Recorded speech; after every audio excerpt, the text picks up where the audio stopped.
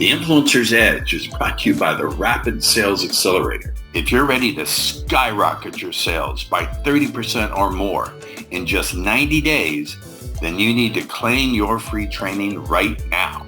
You'll learn 4 words that will compel your prospects to trust you like they were children within the first 3 to 5 minutes of any conversation across any platform and any medium.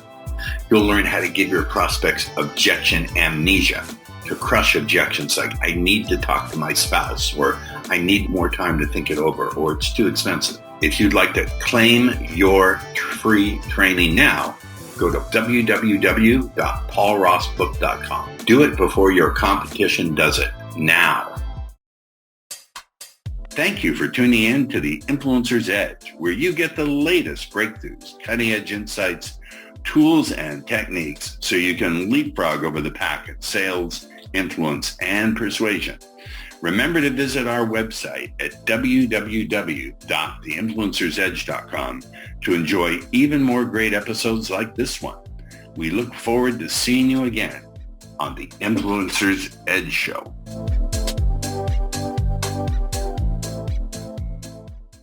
All right, welcome back to the Influencer's Edge, the show that disconnects the dots, colors outside the lines, and thinks outside the box. That's what we like to do on this here show. If that's what you're looking for, stay tuned. If it's not, go listen to Joe Rogan. Anyway, our guest today is David Letterman. I've been a big fan, Dave. No, our guest is Matt GPT. What does that stand for? Gorgeous. I don't know. Matt? No, I work for an AI company, so I call myself Matt GPT. So Matt GPT Halloran. Yeah. Hi, Matt. How the hell are you doing? Are you ready? I'm good. I am, and you are not the first person who's called me David Letterman, so it's all good. So. Now, the most interesting thing about you, first of all, I'll read a little bit of spiel, and then we'll get to it. You are a seasoned keynote presenter, 3-time author. What are your books called? So I wrote the Social Media Handbook for Financial Advisors, the 99 Best Ideas for Financial Advisors, and then Shut the F Up and Listen. Okay, so the first 2 books were for dentists, and then Shut the F Up. That's the advice of these lawyers I follow on Instagram. When the cops pull you over, shut the F up and listen. Let's talk about that. You talk about different kinds of listening. First of all, where'd you come up with that title? It's a great title. It's definitely going to get attention.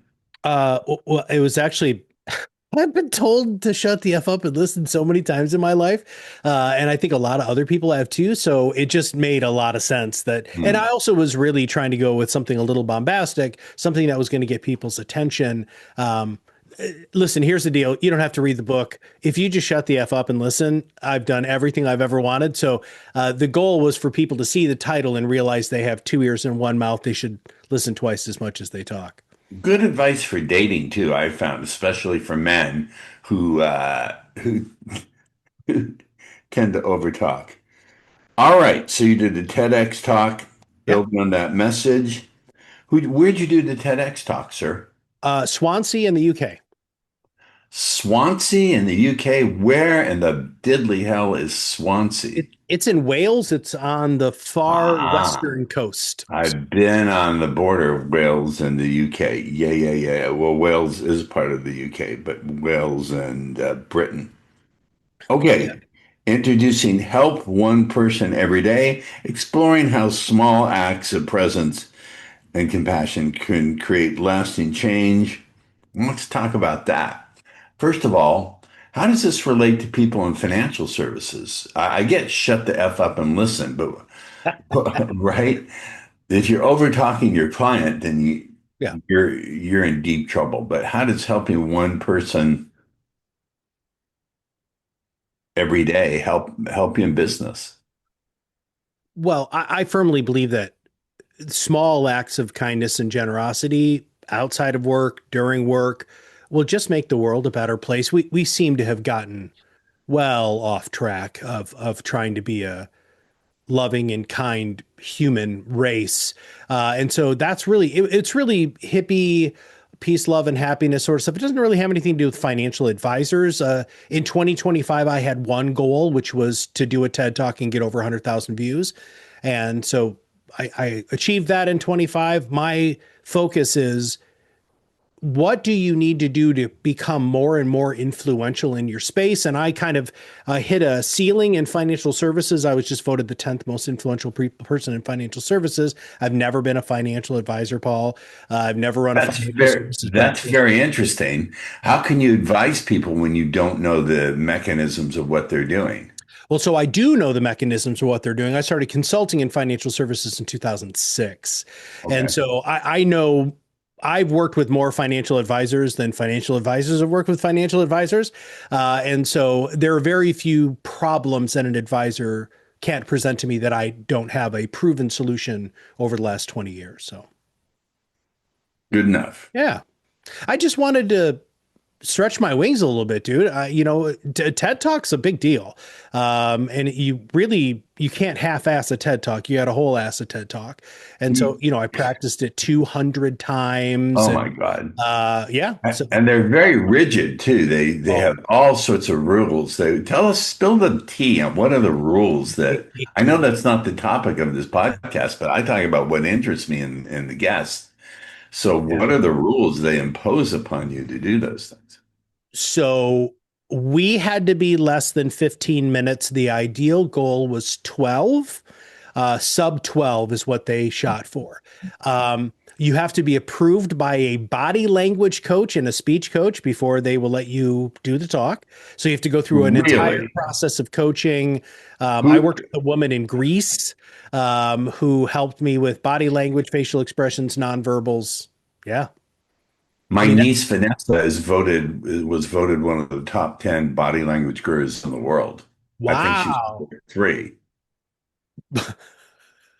That's yeah, this woman doesn't have that pedigree, but she's really amazing and she actually really helped me out a whole bunch, dude. And then here's the thing is you have to stay in the circle. And the Yeah. circle is like a meter. It's like maybe a little, it's about a yard, right? And that's it. I'm a keynote speaker. I'm used to running around on the stage, dude. And I jumped down into the audience and they were like, you're not allowed to do any of that. You have to stay in one spot. Basically, I had one step to each direction. And so that was And tough. do they have like a hook where they'll grab you and pull you back into the red circle? No, here's the deal. They'll just let you go and then they won't publish it. So that actually happened to somebody Fucker. at our event was they did not Fucker. follow the rules and they're like, you didn't follow the rules. It's not being Fuckers. published. Let's look at you call yourself Matt GPT, Yeah. Halloran. What is GPT? I use Chat GPT all the time for everything, including therapy. Yeah. Very nice. Very nice. Yeah. So my question is, how does Chat GPT have anything to do with listening? And Oh, wow. we'll go to the different kinds of listening that you talk about. Sure. So here's the deal. I actually believe that a chat function, something like GPT, something like Claude, whatever you're using, actually listens without bias. And this is really important. So there's a lot of uh, like note takers, transcribers that are out there. One's called Plaid, which is like something that you can wear, and they have like a little business looking card. You can put it on your phone, so you can have AI listen to your conversations, and it will make an analysis. You can ask it to do this. How much did I talk? How much did the person talk? What do you think I was talking about? Why do you think I was talking about that? What were they talking about? Dude, being able to deconstruct a conversation using AI is one of the most powerful tools in communications we've ever had in in human history, to be brutally honest. I mean, it is un I mean, there are some inherent biases that you have to learn how to program out of it, but that's what it is. And I don't think people understand how powerful using a tool like that can be. I've found a ChatGPT to be extraordinarily biased. If Really? you try to, oh, absolutely, if you try to talk about anything that's at all vulgar or Mhm. that's politically on the political right, it just censors you like crazy. It's very left. I don't want to get into politics, but I have found it's very leftist leaning, and it will not let you. They put guardrails on it from the earlier versions. I'm going to push back just a little bit. Oh, that's fine. Push back away. I mean, I think that's a very limiting belief because I don't necessarily think it would be left or right leaning. I think it would lean more towards data and not opinion. So Hmm. that's how I would position it. Um, I mean, if you ask it a question and you're looking for support for your argument, and if there isn't data to support your argument, then you can believe whatever the hell you want, dude. But it doesn't mean it's true. And so now here's the deal, though: is I don't use AI like that, right? So I am not asking AI to support a philosophical opinion that I have about something. I'm using it for tangible, and for me specifically as an influencer, how do I become more influential? And that's why, especially what I just talked about there with this idea of, using AI to help you listen more effectively. One of the things that you find, I've done lots and lots of podcasts. I talk for less than 3 minutes a segment because AI has specifically told me that's about the attention span people have. So I have a discipline. In fact, when I first started podcasting, I had a timer. After 3 minutes, bam, done. So I've just built that into my. Hmm. So it's a wonderful opportunity for you to be reflective. Now, sometimes it gives you very harsh truths, and some people don't like that. They don't like a computer telling them that they have massive cognitive dissonance or cognitive bias or anything like that. I mean, it doesn't care. Paul, it doesn't give a shit. It doesn't I care know. if you like Okay. it or not. I get that. I'm not seeing the connection, Matt, between that and the human skill of listening to another human Ah. being. Perfect. So I take a conversation that I've recorded, okay, because like we're recording this right now. And so I can take the transcript of this and put this into AI. I use ChatGPT Hmm. specifically and Hmm. ask that question.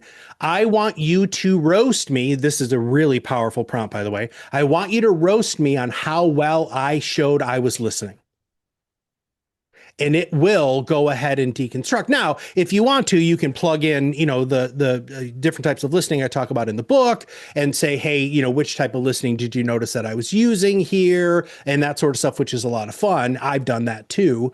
But yeah, that's how it can make you a better listener. Well, Now, there's one other thing, Paul, and I'm sorry, I'm just going to interrupt you there because if you're no, it's using a fine. note taker, dude, like if you don't have to Yeah. be taking notes. And so the ability to be present during a conversation it's so much easier for you because you know that somebody else is listening and taking notes. All right. Let's talk about the different kinds Sure. of listening according to you, your Yes. model. Yes. So what I talk about the difference between engaged listening and active listening. So that's the premise of the book. And so the overall Show us idea. the title of the book. What kind of Oh, marketer are you? Show us the I'm book. sorry. So shut the F up and listen. It's available pretty much. I had a whole bunch of fun You designing it. One of you so look like you were drawn by R. Crumb. You know who R. Crumb I was? Yeah. totally know who R. Crumb is. I'll take Yeah. that, dude. Yeah. Yeah. Um, Showing our age, my yeah, friend. well, yeah, that's very, very true there.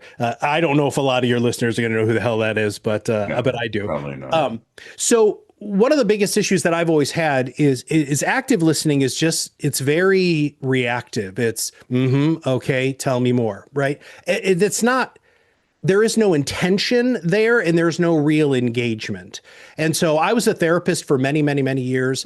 Oh my goodness. Yeah, I've been an interviewer. I've actually done over 3,000 interviews in my What time. was your modality, if I could interrupt? What was your Yeah, therapy? so my major focus was Fritz Perls. So he was the Gestalt.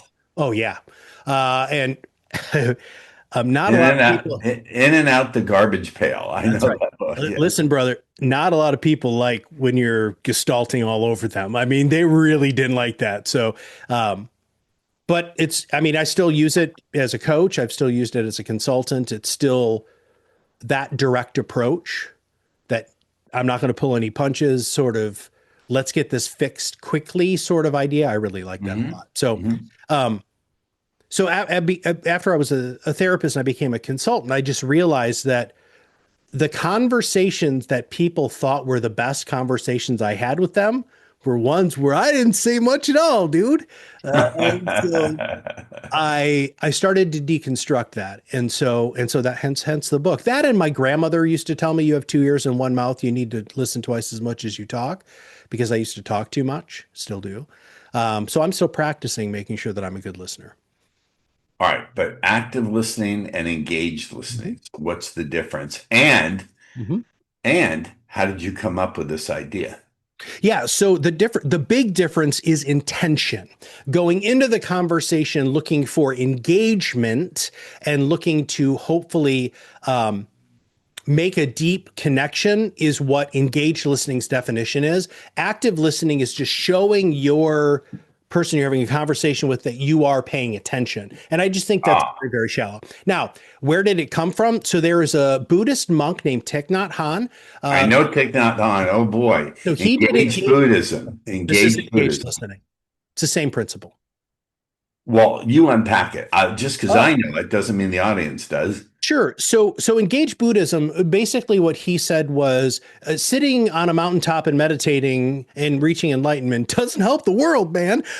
So what you should do is you should engage the world in Buddhism, in being kind and being giving and being loving, following the Eightfold Path, all of the sorts of things that happen to do with Buddhism. And so basically I took that idea of mindset, because that's what he always used to talk about, is everything that you do in Buddhism should have intention. It should have focus. It should have for business sense, a desired outcome, right? And so I believe the same thing with listening, but it comes from a position of humility. It doesn't come from a position of ego. It's another huge component, because man, you can't do these types of listening, Paul, if you're all about yourself, because it shit doesn't work. So yeah.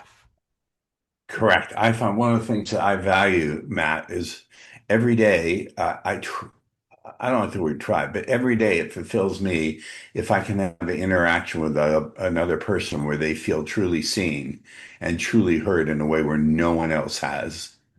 And in order to do that, I have to set all agenda aside except for the agenda of understanding their unique perspective and how they reflect on themselves, and then reflect it back to them with a little bit of an addition and say, are you aware that you have this gift? And make them feel just a little bit better. And I do it selfishly because it feeds me. It feeds everybody. It's okay for it to feed you, dude. You don't have an endless supply of emotional and energy battery. It's okay for you to do kind things because it's okay, because it makes you feel good. I know. I don't believe in the whole altruistic thing, because so as a philosophy major undergrad, we used to argue altruism all the time. And here's the deal. You can't separate yourself from your actions, brother. You just can't do that. So it's okay to be okay with the fact that well, you're a barefoot. I can see that you're a barefoot bum and a muscle mystic because you reject objectivism and Ayn Rand. See, we can have these conversations for a long time, my friend. You're the one who told me I had 30 minutes, brother. So I'll take whatever time you got. Well, yeah, no, I'm enjoying this. All right, so let's talk about this. How specifically would someone in business apply this to, I hate the term sales call, but a genuine exploratory call where your agenda really is to see, do they fit or do they not fit? And if they don't fit, it's as okay with you as if they do. Yeah. Well, you just said, I don't know. I'm hoping your listeners realize what you just said there, because it's okay if they do and it's okay if they don't. If they're not a right fit, if there's not a product market fit, if there's not a product client fit, don't sell them shit they don't need. So and that goes against a lot of sales training that I personally been through that I don't agree with. I mean, I think I did sales for my previous company for 8 years, right? My whole discovery, Paul, was tell me about your practice. And I didn't say anything usually for 15 minutes. They just went, dude. And in that 15 minutes, I was listening to persuade. Now, that's one of the 7 types of listening. It's very applicable to sales. It's the idea of being able to listen well enough to find if there is an opportunity for you to sway, which is what you're talking about, trying to help that person be smarter, better, faster, stronger, have a better day, whatever your intention is going in. Listening to persuade is you're looking for that opening. And so that's what more salespeople need to do, instead of what I've seen so many salespeople do is, I'm going to bombard you with facts about my product. I'm going to trial close you. No one I'm going to wants to do the hear it. takeaway. So yeah, nobody loves that shit. Man, let's stop it. Well, not only Matt, my perspective is I want to pong this back to you or ping it back to you or ping pong it to you, is that not only do they not like it, but nowadays they don't have the focus to absorb facts, data, and figure. Even myself, I admit, I'm a junkie for the Oh, quick sure. dopamine. I almost said Yep, dopamine rush. This is the new dope. it is. So people don't have the attention to do that. You first have to create a state of focus where they want to listen to you. And the best way for anybody to want to listen to you is listen first. If I show you that I give a crap about what's coming out of your mouth, the probability of you doing the same for me. So there's a amazing modern day philosopher. His name is Dr. Robert Cialdini. He wrote the book called Ethical Influence, and then the Well 7 aware. principles of influence. Yeah. So if you look at the principle of reciprocity, which is how societies are built from their core, Paul, if I listen to you first, the probability of you listening to me is exponentially greater. Yeah. The other piece I've found is everyone wants to be vulnerable, but they always want the other person to go first. So it's true. If you offer Yeah. just a little bit of vulnerability, I've used to coach dating guys who couldn't get laid in a woman's whorehouse, in a woman's prison with a fistful of pardons. And I've always said, they said, what do I do if I start feeling nervous? You say, hey, listen, I've been working on my skills of being a better communicator with women because I'm really looking for a wonderful person in my life. And right now, I have to vulnerably tell you, I'm just feeling a little bit nervous. And I have a rule. When a woman makes me nervous, I engage with her even more. Is that okay with you? Yeah. Damn, dude. Oh, Well, that's really, really. So that's, I mean, there aren't a lot of men talking about that. I don't mean to like try to hijack this, but that conversation needs to be happening more, especially with millennial and Gen Z men, because that's not what they're being told. They're not being told anything about vulnerability. They're talking about alpha and dominance and just, beat your way in. I mean, it's just terrible. And I've been married for 30 years, bro. And that is not how you're going to have a successful relationship. no, I don't think so either. So we talked about active listening, engaged listening. What are the other kinds? Yeah. All right. So we've got listening to learn, listening to hold space, listening to listen, listening to build trust, listening to build amplify others, listen to persuade, and listen to engage.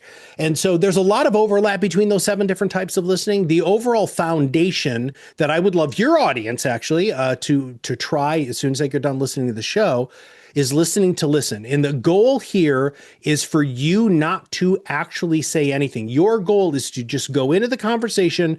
The minute a thought flies into your head that, oh, Paul said this. Nope, just let it go. Just kind of try to breathe it out. And then here's where listening to listen gets really, really cool. When they're done talking, you're going to not say anything. You're going to take a nice shallow or a nice quiet's important, breath through your nose and out of your mouth. And you're going to exhale as slowly as you can. What you're doing is you're giving that person talking to you a buffer, a space, so that their brain can catch up with what just came out of their mouth. 99% of the time, when they feel that you are listening and you're giving them that space, they're going to continue talking. And do that 3 times, right? And the moment of silence is crucial. That moment of silence can be extremely uncomfortable with people. But if you can sit with silence, with comfort, other people will mirror it. That's right. And they will become more and more comfortable. They won't recognize why. They'll just think, wow, this is a great guy. I'm a beautiful woman. I need to go home and ride him. Yeah. Yeah. See, I took it there and you didn't flinch. I used to be a dating and seduction Yeah. coach. That's Yeah. what I used to do. Huh?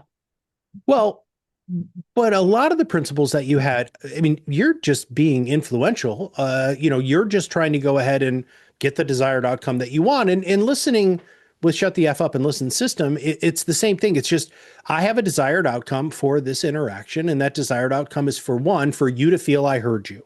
That's the most important foundational belief that I believe everybody should lean into. And then the second one is using a specific type of listening to make it so that I may be able to help you realize something that you hadn't realized using things like mirroring, which you just talked about, matching, rephrasing, reframing, redirection, all of the things that I know you talked about, as a dating coach. All of those things are what are going to make you more liked and trusted. Got it. Wow. I think we've actually covered it. We've covered what we need to cover. You're such a great guest. You just dove into it with me. Show us your book cover again of your most recent book. Shut the F Shut up. the fuck up. Shut the F up and listen. Yeah. What kind of services do you offer your clientele? What is it if they come to you, what is it that you're going to offer? I don't mean the free offer that Sure. you're going to download, but what is it you do? Yeah. So right now, I'm actually the chief evangelist for an AI startup here in financial services. So I'm a professional influencer. My job is to go ahead and raise the visibility of the organization. But what I do outside of that is I'm a keynote speaker, right? So organizations hire me pretty regularly to really talk about how they can use the principles of listening to make it so that they're going to have deeper relationships, close more business, run a more effective company, be a better leader. I believe it all starts with being able to listen, and so I've got a really fun keynote speech that is all about that. So Cool. yeah. Hey, my audience is going to want to stay in the conversation with you. How do they do that? Yeah, LinkedIn, man. I'm telling you, I live on LinkedIn. If they're on LinkedIn, they're going to find me there. I am on some of the other platforms, but not as much because I mean, LinkedIn is where I live. I agree. What's your handle? They're going to try and guess. Uh, What is your, you know what? That's a great question. It is LinkedIn.com. Matt GPT Halloran is my LinkedIn handle. spell your last name? Yep. So it would be MattGPTHalloran. Tracy, my producer, will make note of that, put it in the liner notes. Stay tuned. She will. Stay tuned for a little green room chat but after we've gone off the air officially. Thank you, Matt. And to the hostile alien armada hovering just outside of Earth's atmosphere in their cloaked spaceships, remember, eat the Canadians first. They taste better.